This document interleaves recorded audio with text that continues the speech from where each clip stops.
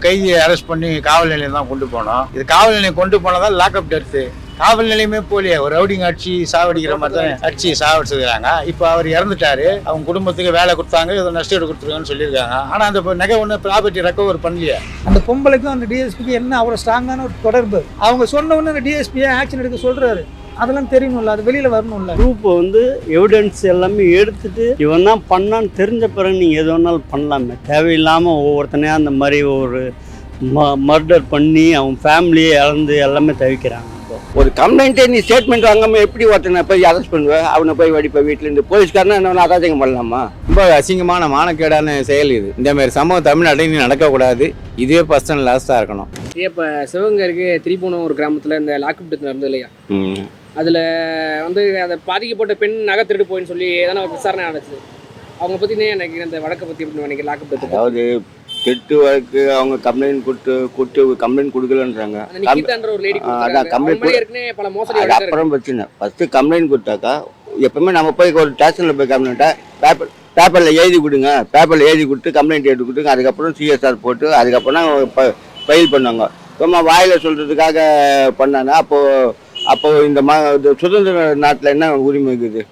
ஒருத்தர் நான் கூட ஒருத்தனை கூட ஒருத்தர் கொலை இது பண்ணிட்டாங்க, நகை பறிச்சுட்டான் அப்படின்னு சொன்னாக்கா அப்போ போலீஸ்கார் உடனே அரெஸ்ட் பண்ணிடுவானா? அதை போய் ஒழிப்பாங்களா? சந்தேகம் இல்லை. சட்டன்றது தன் கடமையை செய்யும் இல்லைன்னு சொல்ல. அதுக்காக எவ்வளோ கோடியாக ஊழல் பண்ணுறான். அவங்ககிட்ட சார் ஐயான்னு காது கட்டிக்கும். ஒரு திருடிட்டானே இருக்கட்டும், அவனை என்ன பண்ணோம்? அரெஸ்ட் பண்ணி கேஸில் கோர்ட்டில் ஒப்படைப்படி. அதுக்கு கோர்ட் கட்டையிலேருந்து எடுத்து நீ அதுக்கப்புறம் என்கொயரி பண்ணு. எட்டவொடனே நீ அடிச்சு வச்சு அது கம்ப்ளைண்டே கொடுக்காத ஒரு கம்ப்ளைண்ட் இருக்குன்னு அதான் அது எட்டாவது ரெண்டாவது விஷயம். ஒரு கம்ப்ளைண்ட்டே நீ ஸ்டேட்மெண்ட் வாங்காமல் எப்படி ஒருத்தனை போய் அரெஸ்ட் பண்ணுவேன்? அவனை போய் வடிப்ப வீட்டிலேருந்து போலீஸ்காரனா என்ன அராஜகம் பண்ணலாமா? அப்போ என்ன இந்தியாவில் சுதந்திர நாட்டில் என்ன உரிமை இருக்குது? அப்போ எதுக்கு சுதந்திரம்? என்ன அடிமை நாடா? போலீஸ்காரனா அதிகாரம்னாக்கா அதுக்காக என்ன ஒன்றாலும் பண்ண முடியுமா? ராணுவ ஆட்சி விட மோசமாக. ராணுவ ஆட்சி கூட பண்ண மாட்டோம். ராணுவ ஆட்சி விட விசாரிச்சு தான் பண்ணுவான். ராணுவ ஆட்சி தான் கூட சாதாரணமாக பண்ண மாட்டோம். கன்ஃபார்மாக விசாரிச்சு லாஸ்ட் ஃபைனல் கட்ட நம்ம 8 மணியெல்லாம் அடிக்க மாட்டோம். 8 மணி தண்டனை கொடுக்கும். வெளிநாட்டில் கூட சரி 8 மணி எல்லாருக்குமே தண்டனை கொடுக்க மாட்டாங்க. விசாரிச்சு கன்ஃபார்ம் ஆனாதான் அதுக்கப்புறம் அது ஊர்ஜிதம் பண்ணாதான் உங்களுக்கு அடுத்த கட்ட நடவடிக்கைகள் வரும். ஆனால் இங்கே அப்படி இல்லை. 8 மணி போலீஸ்காரன் பாரு கூட அவனுக்கு கேட்கறது ஆள் இல்லை, பவர் இல்லை, சட்டம் இல்லை அப்படின்னா அப்புறம் என்ன விட்டு இந்திய நாடு சட்டம் குப்பையில் போட்டு போகலாமே. இது ரொம்ப ரொம்ப ரொம்ப கொடூரமான சம்பவங்க. இது ஏற்றுக்கொள்ளவே முடியாது.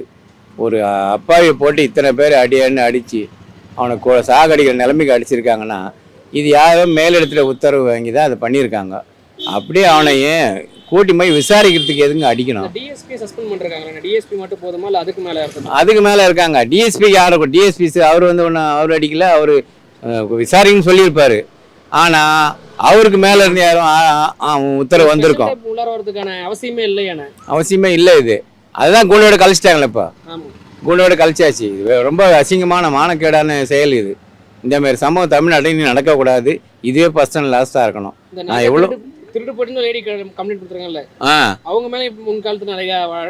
ஏற்கனவே அவங்க மேலேயும் நிறைய ஆமாம் நிற்குதா சீட்டிங் கேஸ்லாம் அவங்க மேலே இருக்குது. அவங்க போய் சும்மா போய் நான் நினைக்கிறேன் இது பொய் ரிப்போர்ட் தான் நினைக்கிறேன் அவங்க கொடுத்தது. அவனை போய் ஒரு காவலாளியை போய் நகை திருட்டான்னு சொல்லிவிட்டு அவனை பிடிச்சி உள்ளே வச்சு அடித்து ரொம்ப கொடூரமானசுங்க. நீங்கள் எதுக்கு போய் அவங்க குடும்பத்தில் வேலை கொடுக்குற? அவர் 5 வருஷம் நிதி கொடுக்குறீங்க. எதுக்கு கொடுக்குறீங்க நீங்கள் சொல்லு பார்க்கலாம். ஒரு காவல்துறையை ஒழுங்காக கட்டுப்பாடில் வச்சுக்காம ரொம்ப முதலமைச்சர் ரொம்ப ஒரு கண்டுக்கிறாரா இல்லை நாட்டு நடக்க தெரியுதா இல்லைன்னு தெரியல. அந்த மாதிரி மோசமான நிலைமை இருக்குது. இப்போ இவர் சாதாரண ஒரு கோயில் காவலாளிக்கு அப்படின்னா பொதுமக்களுக்கு என்ன ஆகும் சொல்லி பார்க்கலாம். எப்படி ரோட்டில் நடந்து போக முடியும்? அந்த நிலைமை மோசமாக நாடு. இவ்வளோ கொடுமை நடந்ததே இல்லை இது வரைக்கும். இனிமேல் நடக்கவும் கூடாது. இந்த 4 வருஷத்தில் 26 லாக்கப்பு 27 லாக்கப்பு நடந்திருக்கு. ஆனால் இதுதான் நடந்தது ரொம்ப கொடூரம் இது. இந்த 4 வருஷம் ஆட்சியில் இவ்வளோன்னா என்ன தான் பண்ணுறாங்க அவங்க நிர்வாகம் சொல்ல பார்க்கலாம். யாரை கேட்டு மேலாம் பண்ணுறாங்க? போலீஸை லாக்கப்பில் வச்சு அடிக்கணும்னு என்ன சட்டங்குதா? அடிக்கவே கூடாது. ஒரு அக்யூஸை விசாரிக்கிறதுக்குன்னா விசாரணை தான் பண்ண மாதிரி நீ துன்புறுத்தக்கூடாது. சட்டத்தில் இருக்குது. அப்படி தெரிஞ்ச இவனுங்க சட்டத்தை கையில் எடுத்துக்கணும். சட்டத்துக்கு புறம்பா இவங்க அப்பாவி ஜனங்களை போட்டு இந்த மாதிரி சாகடிச்சா 27 உயிருக்கு. இப்போ இவருக்கு ஒருத்தருக்கு மட்டும் என்ன அந்த இது கொடுத்துட்டீங்க. மற்ற 20 பேருக்கு எப்படி கொடுப்பீங்க? அவங்க குடும்ப நடத்தல் நிற்கிது இல்லைப்போ. அதையும் யோசனை பண்ணல. இந்த 4 வருஷத்துல இத்தனை குடும்ப நடத்தல் நிற்கிது. இன்னும் எத்தனை நிற்க போகுது அப்போ. அதனால் இது ரொம்ப கொடூரமான சம்பவம். இதுமாதிரி நாட்டில் நடக்கக்கூடாது. இதை நாங்கள் வண்டிமையாக கண்டிக்கிறோம். சிவகங்கை இருக்க திருப்பூர் இந்த லாக்அப் அதை எப்படி பார்க்குறீங்க நீங்கள்? இந்த காவல்துறை எப்படி பார்க்குறீங்க? அது மொதல் 3 நாள் எதுவும் வரல. மொதல் 3 நாள் 2 நாள் எதுவுமே வரல. அது இயல்பான ஒரு இதை தான் சொல்லிட்டு இருந்தாங்க. நம்ம எல்லாருமே காவல்துறை மதிக்கிற ஆளுங்க தான், மதிக்கக்கூடாதுன்னு சொல்லலாம். ஆனால் அதுக்கப்புறம் தான் ஒன்று வரும்போது தான் இந்த கொலைக்கு ஆமாம் வெளியே வர தான் ஆமாம் இவருக்கு எஃப்ஐஆரும் போடல. எஃப்ஐஆர் போடாமல் ஒரு என்கொயரி பண்ணுறாங்க. என்கொயரி பண்ணுற போதும் அவர் அடித்து துன்புறுத்துறாங்க. இது கம்ப்ளைண்ட் கொடுத்த லேடி எங்கே போச்சுன்னே தெரியல. இப்போ நேத்தம் செய்தியில் பார்த்தோம். நிக்கிதா அவங்க பேர் நிக்கிதாவா என்னவோ. அவங்க மேலே ஏற்கனவே ஒரு 10 வருஷத்துக்கு முன்னாடி ஒரு 15 லட்சம் 16 லட்சம் மோசடி பண்ண வழக்கு இருக்குது. அது இல்லாமல் அவங்களோட இன்ஃப்ளூயன்ஸ் எங்கெங்கெல்லாம் இருக்குன்னு தெரியல. இப்போ கூட ஒரு ரொம்ப சிம்பிளுங்க. ஒரு சாதாரண ஒரு ராஜேஷ்குமார், ராஜேந்திரகுமார், சுபான்லாம் நாவல் எழுதுறாங்கல்ல, க்ரைம் நாவல் எழுதுறாங்கல்ல, அந்த க்ரைம் நாவலை படித்தவங்களுக்கு தெரியும் இந்த போலீஸ்காரங்க ஆர்டர் கொடுத்தது யார், உங்களுக்கு ஆர்டர் கொடுத்தது யார், உங்களுக்கு இன்ஃப்ளூயன்ஸில் உங்கள்கிட்ட சொன்னது யாருன்னு இது ஈஸியாக கண்டுபிடிக்கலாம். ஏன் மேலே இருக்கவங்க பாதிக்கவே படல, மேலே இருக்கவங்களை எதுவும் பிடிக்கவே இல்லை. ஒன்றும் 5 போலீஸ்காரங்களை பிடிச்சிட்டிங்க. 5 போலீஸ்காரங்களுக்கு ஆர்டர் கொடுத்தது யார்? டிஎஸ்பி மட்டும் சஸ்பெண்ட் பண்ணுறாங்க. சரி, டிஎஸ்பி யார்? டிஎஸ்பி யார்கிட்ட சொல்லணும்ல. டிஎஸ்பி கிட்ட யார் சொன்னது, ஏன் சொன்னாங்க, அவங்களோட இன்ஃப்ளூயன்ஸ் என்ன, அவங்களோட தொடர்பு என்ன, இதெல்லாம் தெரியணும்ல மக்களுக்கு. டிஎஸ்பி சஸ்பெண்ட் பண்ணிடுச்சு. சரி, ஓகே, ரைட்டு. 5 பேருக்கு ரிமாண்ட் அடிச்சிட்டிங்க, ரைட்டு. மூலக்கரு ஏன் என்ன, அந்த பொம்பளைக்கும் அந்த டிஎஸ்பிக்கு என்ன அவ்வளோ ஸ்ட்ராங்கான ஒரு தொடர்பு? அந்த லேடியோ யாரோ ஒரு எக்ஸ் அவங்க சொன்னவொன்னே அந்த டிஎஸ்பியை ஆக்ஷன் எடுக்க சொல்கிறாரு. அதெல்லாம் தெரியணும்ல, அது வெளியில் வரணும்ல. அதெல்லாம் வெளியில் கொண்டு வந்தால் தான் நீங்கள் நல்லாட்சி நடத்துறீங்கன்னு அர்த்தம். நீங்கள் எல்லார் மேலேயும் நம்ம ஐயா ஸ்டாலின் ஒருத்தர் சொன்னப்போ, நான் நல்லது செய்யணும்னு நினச்சா நான் ஒரு டெரரிஸ்ட்டாக மாறிடுவேன், அந்த மாதிரி செஞ்சு நல்லது எடுப்பேன், நல்லது பண்ணுவேன். இது ஈஸியாக கண்டுபிடிக்கலாமே. உங்களுக்கு யாருங்க சொன்னது ஃபோனில்? அவங்களுக்கு என்ன தொடர்பு? அவங்க சொன்னோன்னே எப்படி நீங்கள் ஆக்ஷன் எடுத்தீங்க? எஃப்ஐஆர் போட்டாச்சா? இந்த இதில் சின்ன சின்ன கேள்விலாம் கேட்டாவே எது மூலக்கரு, வேறு என்ன லிங்க்கு, அந்த லேடியாக சொல்லியிருக்கலாம், இல்லை வேறு ஒருத்தர் சொல்லியிருக்கலாம். அப்படி சொன்னோன்னே ஒரு 5 பேர்கிட்ட சொல்கிறாருல்ல, அவனை பிடிச்சி எப்படியாவது வாங்குங்கன்ட்டு. அதுக்கு ஒரு வேறு ஒரு யூனிக்கான ஒரு லிங்க் இருக்கணும், 2 பேருக்கு தொடர்பு இருக்கணும். எனக்கு நீங்கள் ரொம்ப க்ளோஸ்னா நீங்கள் எனக்கு சொன்னீங்கன்னா அதுதான் அந்த ஆள் யார், அந்த எக்ஸ்பிரஷன் யார், அவருக்கும் உள்ள தொடர்பு என்ன, அதுதான் தெரியணும். அப்படி தெரிஞ்சாதான் நல்ல ஆட்சி நடக்குது, நல்ல நிர்வாகம். சிஐடியா சிபிசிஐடியா எல்லாம் உங்கள் கண்ட்ரோல் தானே. அப்படி சொன்னதாங்க உங்க மேலே எனக்கு நம்பிக்கை வரும். எத்தனையோ இருக்குது, நான் இது மட்டும் சொல்ல. அதிமுக இருக்கும்போது பொள்ளாச்சி வழக்கு கடந்த 4 வருஷத்துல 25வது மர்டர் அப்படி பார்த்தீங்கன்னா நீங்கள் ஒரு 4 வெளில வந்திருக்குமா? பரபரப்பாக நீங்கள் கேள்வி கேட்குற அளவுக்கு 4 வந்திருக்குமா? 20 ஆச்சு. இப்போ நீங்கள் சொல்லி தான் எனக்கு தெரிஞ்சு 25 நடந்திருக்குன்ட்டு. இப்போ 4 தான் பரபரப்பாக பேசணும், மிச்சம் 20. அப்போ அதில் யார் இன்ஃப்ளூயன்ஸாக இருப்பா, அதில் யார் தொடர்பு இருக்கும்? அது எப்படின்னா, அவங்க புகார் கொடுக்குறாங்க, நீங்கள் எடுக்கிறீங்கன்னும் போது என்ன எவிடன்ஸ், அவர் அதுதான் பண்ணாரா இல்லையான்னு தெரியாமலேயே அவரை அரெஸ்ட் பண்ணி கூப்பிட்டு போய் இந்த மாதிரி பண்ணால் எப்படி அது தப்பான விஷயமாச்சு. அதுதான் சொல்ல வரேன். புகார் கொடுத்தவங்களுக்கு சப்போர்ட் பண்ணி போகிற மாதிரியே ஆகிப்போச்சு. அப்போ புகார் கொடுத்த நிக்கிதான்ற ஒருத்தவங்களும் ஒரு மோசடி வழக்கு அவங்க மேலே இருக்கு. ஆமாம், அது அவங்களுக்கு தெரியாமல் இருக்குமா? இப்போ அவங்க சர்க்கிளில் இருக்காங்க, அவங்க ஏரியாவில் இருக்காங்கன்னும் போது அந்த புகார் அவங்க மேலே இருக்குன்னு அவங்களுக்கு தெரியாமல் இருக்குமா? தெரிஞ்சு இல்லை பண்ணாங்களா, இல்லை அவங்க காசு கொடுத்து செய்ய சொன்னாங்களா, என்னென்னு இன்னும் ஒன்றுமே புரியல. ஆனால் ஒரு அப்பாவி இளைஞன் உயிர் போயிடுச்சு, அந்த உயிரோட வேல்யூ என்னன்னு தெரியுங்களா அவங்களுக்கு? இப்போ நஷ்டஈடு கொடுக்குறீங்க கொள்றீங்க எல்லாமே ஓகே, பட் அந்த நஷ்டஈடுக்கான அந்த உயிருக்கு சரியாயிடுமா அப்படின்னு தான் நான் கேட்க வரேன். ரைட்டுங்களா? நீ எத்தனை கோடி இல்லை கோடி கொடுத்தாலும் அந்த உயிர் திரும்ப வரத்துக்கு உங்களால் பண்ணுறதுக்கு முடியுமான்னு தான் நான் கேட்க வரேன்.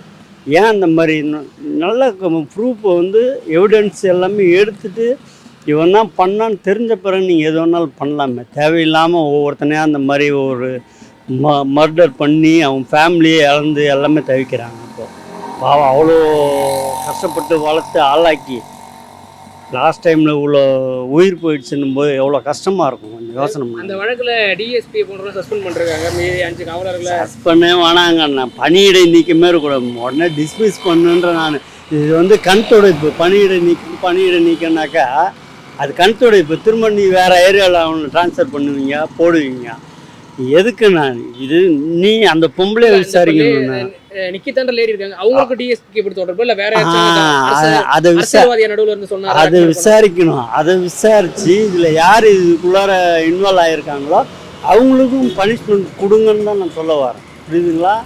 ஆனால் இது எனக்கு என்னமோ இது வந்து அவங்க காசு கொடுத்து நம்ம இது ஏதோ பண்ண மாதிரி இருக்க மாதிரி தான் தெரியுது. முதல்ல இது எல்லாரையும் அந்த குரூப்பையும் மொத்தத்தையும் அரெஸ்ட் பண்ணி எல்லாத்தையும் விசாரிக்கணும்னு என்னோட வேண்டுகோள். அது வந்து யாரோ ஒருவருக்காக ஒருதலை பட்சமாக காவல்துறை மூலிமா ஏவப்பட்டு யாரோ செல்வாக்கு இருக்கிறவங்க அந்த மாதிரி ஒரு பொய்யான ஒரு கம்ப்ளைண்ட்டை கொடுத்து அந்த கம்ப்ளைண்ட் கொடுத்தவங்களும் ஆல்ரெடி ஏற்கனவே ஒரு அக்யூஸ்ட் அவங்க. ஆமாம் ஆமாம் இருக்கிறாங்க. அதாவது ஒரு கைதியை அரெஸ்ட் பண்ணி காவல் நிலையம் தான் கொண்டு போனோம். இது காவல் நிலையம் கொண்டு போனால் தான் லாக்அப் டெத்து. காவல் நிலையமே போலியே, ஒரு ரவுடிங் அடிச்சு சாவடிக்கிற மாதிரி தான் அடிச்சு சாவடிச்சுக்கிறாங்க. இப்போ அவர் இறந்துட்டாரு, அவங்க குடும்பத்துக்கு வேலை கொடுத்தாங்க, ஏதோ நஷ்டஈடு கொடுத்துருக்காங்கன்னு சொல்லியிருக்காங்க. ஆனால் அந்த நகை ஒன்று ப்ராப்பர்ட்டி ரெக்கவர் பண்ணலையே, அது ரெக்கவர் பண்ணாதானே அது தெரியாமலே அடிச்சுட்டாங்களா?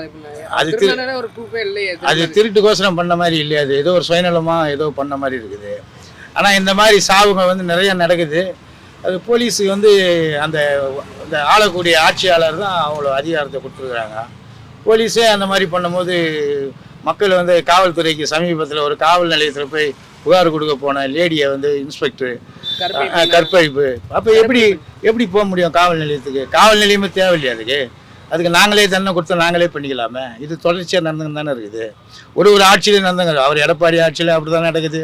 அவர் இவரை கொலை சொல்கிறாரு. சாத்தாங்குளம் ஒரு கடை வந்து லேட் பண்ணதுக்கோசரம் அவங்கள கூப்பிட்டு போய் அடிச்சு 2 பேரை சாவடிச்சுக்கிறாங்க. நான் சொல்கிறேன்னா காவலர்லாம் வேலையை விட்டு எடுத்துடணும். இன்னும் அந்த பெண்டிங்கில் இருக்கிற காவலர்கள்லாம் இருக்காங்கல்ல, அவங்களுக்கெல்லாம் வந்து வேலை கொடுக்கலாம். இவங்களே போட்டு போட்டு போட்டு போட்டு பண்ணி இப்போ காவல் நிலையத்தில் போய் நம்ம புகார் கொடுத்து கமிஷன் ஆஃபீஸ் ரீசனாக முறையாக போனால் கூட அங்கேருந்து வந்தால் நீ அங்கே போயிட்டா என்ன பண்ணு, எங்களை ஒன்றும் பண்ண முடியாது. காவலர்கள்லாம் அப்படி தான். யார் எந்த அதிகாரிக்கும் பயப்படுறதில்லை. அவங்க காக்கி சட்டை போட்டால் கவர்னர் மாதிரி ஒரு நினைப்பு.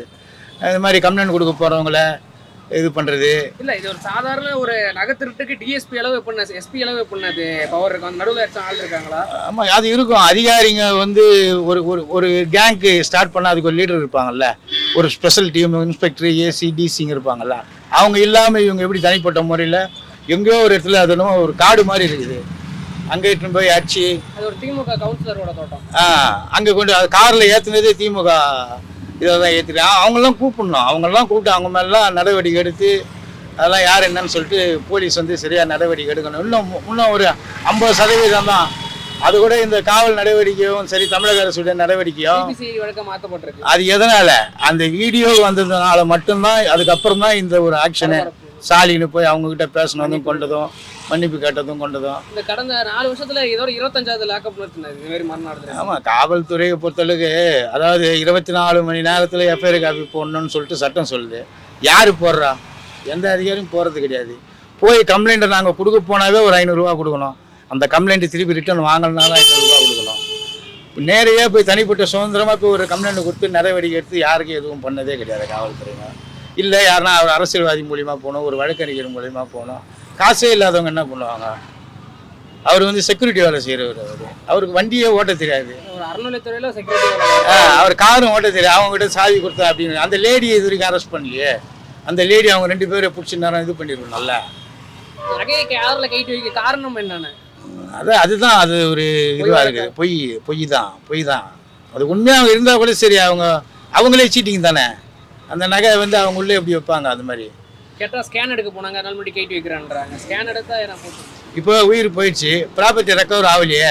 அப்போ எப்படி அவன் குற்றவாளி இல்லையே? அவர் இறந்தவரே சாதாரண மனுஷன். ஏதோ போலீஸுக்கு அவர் சப்போர்ட்டு கிடையாது. கூப்பிட்டாரு ஒரு எல்லாரையும் போய் கை வச்சிடறாங்களா? கோடி கணக்கில் மோசம் பண்ணுறானுங்க இவனுங்க அந்த அமைச்சருங்கெல்லாம்.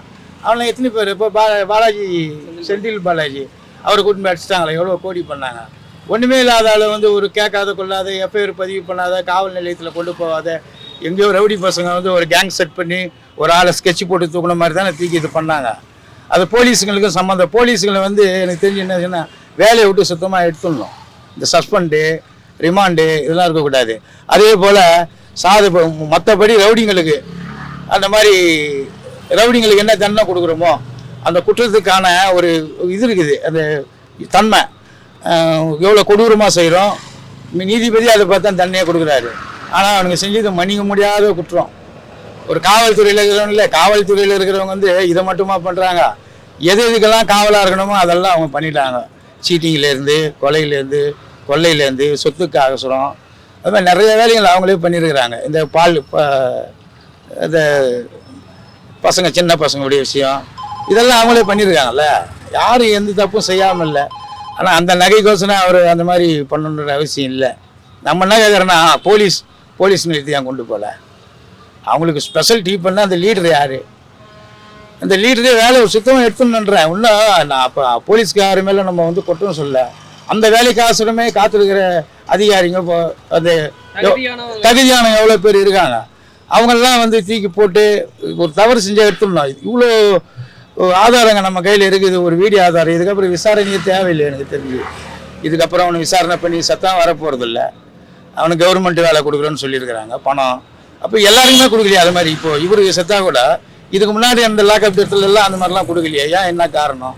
அந்த வீடியோ ஆதாரத்தை யாரோ ஒருத்தர் காட்டினதால அந்த இது வீடியோ ஆதாரம் இல்லைன்னா இதுவும் ஒன்றும் இல்லாமல் சுத்தமாக போயிட்டுருக்கோம். மேப்பார் இல்லாமல் ஒரு கேஸு இல்லாத அளவுக்கு போயிட்டுருக்கோம். ஒரு குற்றவாளிங்க சாகும் போது, இப்போது பெரிய பெரிய ரவுடிங்கெல்லாம் சாகும் போதெல்லாம் அவங்களோட குற்ற பின்னணியை காட்டுவாங்க பின்னாடி. ஆனால் நடந்து கொடூரம் தான், செய்கிறது கொடூரம் தான். மனுஷனை சொல்கிறது கொள்வது எல்லாருமே அதுக்கு அந்த அதிகாரம் இல்லை. இருந்தாலும் அவங்களெலாம் ஒரு பின்னாடி ஒரு அவங்களுடைய இதை காட்டுவாங்க, செயல் திறமையை. இவருக்கு எதுவுமே இல்லையே.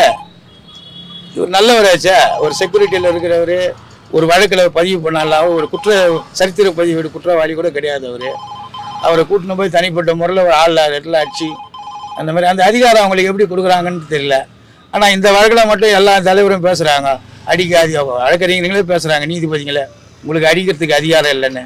யார் அடிக்காமங்கிறோம்? போலீஸு யார்? எல்லாரும் அடிச்சுன்னு தாங்கிறாங்க. ஒரு குறிப்பிட்ட ஆளுங்களை மட்டும் பேசும்போது மட்டும்தான் அந்த தன்மையை அவங்க கொண்டு வராங்க. தவிர அந்த அரசியல்வாதிகளும் வழக்கறிஞர்களும் யார் வந்து பார்க்குறாங்க? ஒன்றுமே பார்க்கலையே. இது இந்த ஜெய்பீம் படத்துக்கு இணையானது. அந்த படம் வரக்கூடாதுன்னு சொல்லிட்டு எவ்வளோ தடை பண்ணாங்க. அதே பாணியில் தான் இந்த மிளகாத்தூளுகளை ஒரு மனுஷன் நடந்துச்சு. அவர் ஆட்சியில் நடக்குது. அவர் ஆட்சியில் நடந்து ஒரு வேலை கொடுத்துட்டாருன்னா பண்ணிட்டாருன்னா சரியாக போயிடுமா? அதோடைய பாவங்கள் என்ன? எதனால் அப்படி செஞ்சாங்க? அந்த மொத்த பெரிய பெரிய அதிகாரி எல்லாருமே வேலை விட்டு எடுத்துடணும். எனக்கு தெரிஞ்சு பொதுவாக எடுத்துட்டு அந்த நிலுவையில் இருக்கக்கூடிய காத்திருப்பு பெட்டியோர் அந்த மாதிரிலாம் வைக்கிறாங்கல்ல, அந்த மாதிரி நிறைய அதிகாரிகள், நேர்மையான அதிகாரிகள்லாம் இருக்கிறாங்க. அவங்களெல்லாம் போடலாம். இவங்களை போட போட போட திரும்ப திரும்ப திரும்ப இந்த மாதிரி கொலைகள் நடந்துன்னு தான் இருக்கும். காவல் நிலையம் இப்போ காவல் நிலையம் போனால் பயமாக இருக்குது. இப்போது ஒரு விசாரணைக்கு கூட இப்போ சரித்திர பதிவேடு பழைய குற்றவாளிகள்லாம் கூப்பிட்றேன்றாங்க. அவங்களாம் போகிறதுக்கு பயப்படுறாங்கல்ல காவல் நிலைய விசாரணைக்கு போகிறதுக்கு. இந்த மாதிரி நடந்தால் எப்படி வரும்? போலீஸு உங்களை நண்பன்றாங்க, எல்லாமே சொல்கிறாங்க. ஆனால் 100% ஆப்போசிட்டு தான் போலீஸு ஜனங்களுக்கு. இந்த ரோடு வியாபாரிகளை தொல்லை பண்ணுறது. இன்றைக்கி கூட சரி, நான் ஆட்டோ தான் ஓட்டுறேன், வரவையில் பார்த்தா டிராஃபிக் போலீஸு சும்மா மடிக்கு காசை வாங்கினாங்கிறான். அவன் என்ன பண்ணுவான்? ஒரு டைமிங் கூட போகணுன்றதால கொடுத்துட்டு போயிருந்தாங்கிறான். யாரோ ஒருத்தர் ஒரு போலீஸ் மாட்டிக்கினா வந்து அவர் பிடிச்சிட்டான் கொள்றான் அப்படின்றாங்க. போலீஸ்லாம் தைரியமாக தப்பு செய்கிறாங்க. அதுவும் அந்த திமுக ஆட்சியில் தான் அதிகமாக அந்த காவல்துறைக்கு முழு அந்த இது அவங்க சுதந்திரம் கொடுக்குறது இந்த காவல்துறை தான். காவல்துறைக்கு இந்த அரசியல்வாதிங்க தான் எல்லாத்தையுமே அவங்ககிட்ட ஒப்படைச்சிட்டா இருக்குது. இப்போ இதுக்கு அவர் ஸ்டாலின் முன்னே நின்று பேசணும்ல. இதுக்கு இவ்வளோ பேர் வாதாட வேண்டிய அவசியம் இல்லையா? அதை காட்டு மராண்டித்தனமாக தாக்குதல் நடந்திருக்குது. ஒரு கோயிலுக்குள்ள ஒரு சின்ன ஒரு ஓட்டையிலே நம்மளுக்கு தெரியுது. அது கூட ஒரு என்ன ஒரு விட்னஸ் வேணும். வீடியோ எடுத்தவருக்கு உயிருக்கு அச்சருக்குன்னு சொல்லிட்டு ஒரு வழக்கு. ஆமாம், நிச்சயமாக அவனை சாவடிச்சிருவானுங்க. எப்படி விடுவாங்க? அவனை சாவடிச்சிருவானுங்க. சாட்சி தானே மெயின். இப்போ அவரால் தானே, அந்த வீடியோ எடுத்தவரால் தான் இப்போ இவ்வளோ கதை, இந்த அரசு வேலை, அவங்களுக்கு நஷ்டம் இழப்பீடு, ஸ்டாலின் ஃபோனில் பேசுனது கொண்டது எல்லாமே இது பண்ணது. அது ஆதாரம் மட்டும் இல்லைன்னா சுத்தமாக ஒன்றும் இல்லாமல் போயிட்டுருக்குமே அது. ஆனால் இருந்தாலும் அந்த ஆதாரத்தை கொடுத்தவருக்கு என்றைக்காக இருந்தாலும் ஆபத்து தான். அவருக்கும் ஒரு சாவு காத்துன்னு இருக்கும். இன்றைக்கி இல்லைனாலும் ஒரு 6 மாதத்தில் ஏதோ ஒரு வகையில் பண்ணிவிடுவாங்க. அதை பண்ணாமல் இருக்க மாட்டாங்க. ஏன்னா நிரூபணம் பண்ணிட்டா தண்டனை ஆகிடுமே. தண்டனை ஆகிட்டா அந்த ஆளக்கூடிய அரசியல் மேலே வந்து தப்பாயிடும், ஆட்சியாளர் மேலே. அதுக்கோசரமாக அவங்கள காப்பாற்றிக்கோசரமாக இந்த மாதிரி ஏதோ ஒரு வேலையை செய்வாங்க. கொலைகள்லாம் செய்கிறதுலாம் சர்வசாதாரணமாக ஆயிடுச்சு. இப்போ ஒரு 75 கேஸ் மாதிரி ஆயிடுச்சு, சண்டை கேஸ் மாதிரி கொலை அப்படின்றது. ஸ்டாலின் என்ன சொன்னார்னா, இந்த இதில் நானும் இந்த சித்திரவதையெல்லாம் அனுபவிச்சிருக்கேன், மிசா சட்டத்தில் என்னையே அடிச்சிருக்காங்க சொல்லி இதுக்கு கடந்த ஆட்சியில் பேட்டிலாம் கொடுத்துருக்காரு. ஆனால் அவர் ஆட்சியில் இந்த மாதிரி நடந்துட்டு இருக்கு. ஐயா, நீங்கள் அனுபவிச்சிருக்கலாம். அதுவும் யூகம் தான் 75 75 76 அந்த மிஸ் இது வரும்போது. அப்போ இந்த மாதிரிலாம் யாரும் அரகண்ட்டாக இல்லையே, இவ்வளோ குடும்பக்கார போலீஸ்காரங்களாம் யாரும் இல்லையே. ஒருத்தர் சொன்னால் ஒருத்தர் அடிச்சிருவாங்கலாம் யாரும் கிடையாது. எப்போவுமே அவங்களுக்கு ஒரு இது ஒன்று கற்றுக் கொடுக்குறீங்க, ஒபேதை ஆர்டர் கரெக்டு தான், நல்ல விஷயம் தான், ஒபே பண்ணும் தான், மேலே உள்ள உயர் அதிகாரிக்கு ஒபே பண்ணும் தான். ஆனால் மேலே அதிகாரி ஒரு தப்பான செய்கை செய்ய சொல்கிறாருன்னா கொஞ்சம் யோசிக்கணும். இப்போ 5 பேர் லாக்கப்பில் இருக்காங்க, அந்த 5 பேரோட ஃபேமிலியை என்ன பண்ணணும் ஏது பண்ணணும்னு நிறைய விஷயம் இருக்குது. எங்களுக்கு தேவை ஒன்று தாங்க, யாருங்க மூல காரணம் அதுதாங்க மக்களுக்கு தெரியணும். நீங்கள் 5 பேரை பிடிச்சேன், 6 பேரை பிடிச்சேன், ஒருத்தருக்கு கவர்மெண்ட் வேலை கொடுத்தேன், அவங்களுக்கு 2 லட்ச ரூபா நஷ்டம் கொடுத்தேன், இதெல்லாம் தேவை கிடையாது. ஒரு உசுறு போனதுக்கப்புறம் நீங்கள் அதை இழப்பீடு கொடுத்து பிரயோஜனமே இல்லை, அது ஒன்றுமே பிரயோஜனம் கிடையாது. வருமுன் கலப்புன்னு சொல்கிறீங்க, எல்லாம் வந்ததுக்கப்புறம் காம்பன்சேஷன் சொல்லிட்டு வேலை அப்படியே சொன்னால் ஒவ்வொருத்தரையும் அடிச்சு கொண்டு வேலை கொடுத்துட்டே இருப்பீங்க. படித்த இளைஞர்கள் வேலை இல்லாமல் எம்ப்ளாய்மெண்ட்டில் பதிவு பண்ணி எத்தனை கோடி பேர் இருக்காங்க. 1 கோடி அவங்களுக்குலாம் வேலை கொடுக்கணும்னு பார்த்தா யாருக்கும் வேலை போகுது. தமிழ் தெரியாதெல்லாம் உட்காந்துருக்காங்க அரசாங்க வேலையில். மூலக்கரு யாருனால, எதனால், எதுக்கு, எப்படி, இதான் மேட்டர். இதை தான் மக்கள்கிட்ட தெளிவாக சொல்லணும். அது ஊடகமாக இருந்தாலும் சரி, அரசியல்வாதிகளாக இருந்தாலும் சரி, அரசு துறை சார்ந்த அதிகாரிகளாக இருந்தாலும் சரி. என் கருத்து அதான். இல்லைனா ஒவ்வொருத்தரையும் அப்படியே சாவடிச்சுட்டு இருப்பாங்க. ஒருத்தரும் 4 நாள் வேடி பார்ப்பான், 4 நாள் நியூஸை கேட்பான்.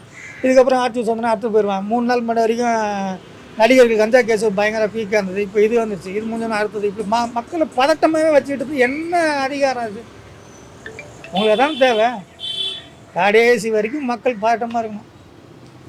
இந்த மாதிரி கேள்வி என்கிட்ட மட்டும் இல்லை, என்கிட்ட இப்போ இருக்குன்னு பேசுகிறவங்களும் இந்த மாதிரிலாம் கேட்பாங்க. சாந்தா இது தெரியலையா அது தெரியலையா, அவ்வளோ இருக்குது.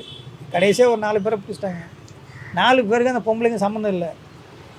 4 பேர்கிட்ட சொன்னான் பாரு ஒருத்தன், அவனுக்கு அந்த பொம்பளைங்க தொடர்பு இருக்குது. அந்த பொம்பளை என்ன பண்ணுச்சு, ஏன் அவ்வளோ, அது என்ன மாதிரியான தொடர்பு? அது அதிகாரியாகும், அரசு அதிகாரியா. ஏற்கனவே அது ஒரு அக்யூஸ்டு, ஒரு 15 லட்சம் ஏமாத்துன்னு மோசடி வழக்கு இருக்குது.